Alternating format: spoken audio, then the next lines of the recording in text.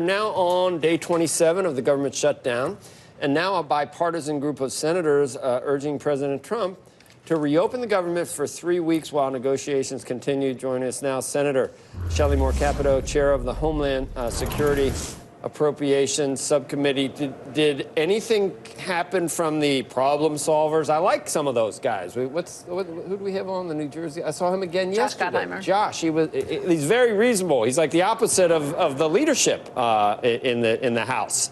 Well, there's a lot of reasonable people here. Really? And we need more of them to come to the table, I think. Well, but nothing's happened overnight that I'm aware of, and we're still, I think, in a very difficult position.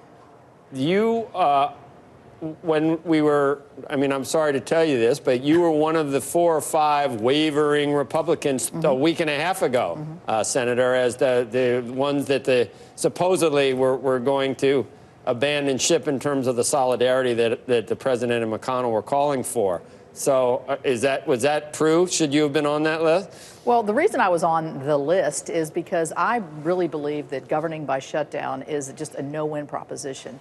I predicted early on that we wouldn't shut down, so that's enough of my predictions.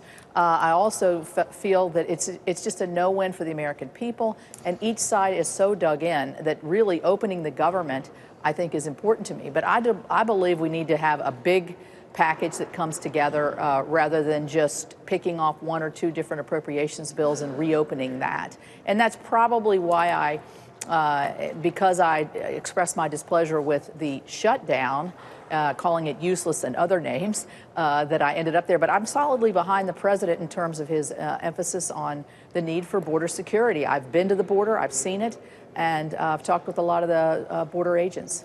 Well, that's a weird thing. In the same poll where people were blaming Republicans, the number of Americans that wanted the wall was sharply higher, even though it was the shutdown was blamed on Republicans. So it was a crazy poll. I don't know why the two sides can't figure a way to, however you want to, whatever language you want to use, where the fence needs repairing, repair it. Where you don't need a fence, use something else. Give more. There's a way to write a bill that's about border security, and it should be able to satisfy Nancy Pelosi and Chuck Schumer and President Trump, but it's not coming because they both have political gains to be made by being in entrenched positions.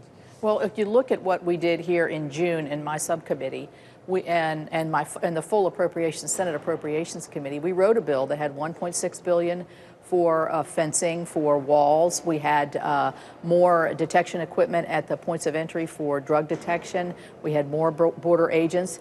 10 Democrats voted for that. And now they're walking away from it and saying they can't support anything for the wall.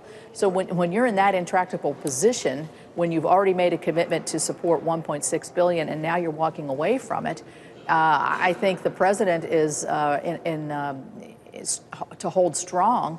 He has to hold strong in order to move them off their position, and that's where you see where we are. Do you think the president would accept that bill, $1.6 billion? Well, we went in and talked to him about the bill, and he felt that it fell short in terms of numbers of dollars for the wall and for the barriers. At this point, he's still holding strong on his $5 billion figure. But, we know that I think he's willing to look at it, whether it's over 2 years or does it include other kinds of security devices, such as sensors and other things. And that's what we keep trying to put forward, ideas to make it more inclusive border security, whether it's humanitarian care, whether it's hiring more people, whether it's more sensors, whether it's barrier, whether it's replacement. Let's get over the semantics of this. How much longer are people going to have to read in the paper about government shutdowns, about employees not getting paid, until the Republicans and Democrats and the president can sit down and work this out? Another week, another 2 weeks, another 3 weeks? It's not going to be this week, and so they are going to be reading it over the weekend. But Senator, it's going to reach a boiling point. We're not paying our Coast Guard. Before you go, appropriate or inappropriate to delay the State of the Union given the security costs, issues, and the fact that the government is shut down? Inappropriate, political ploy. The Homeland Security says the safety issues are a non-issue for them, and I think it's just it's a diversionary tactic that she's put into place to not focus on the fact that she's at zero for border security.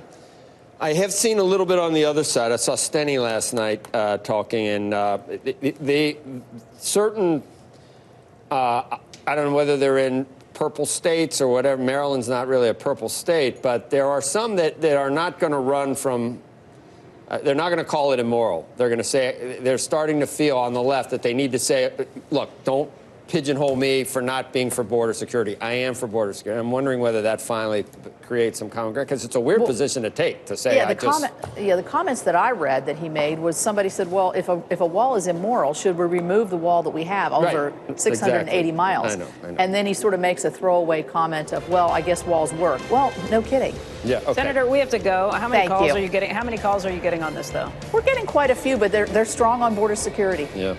Senator Capito, thank you very much. Thank you all. Have a good morning.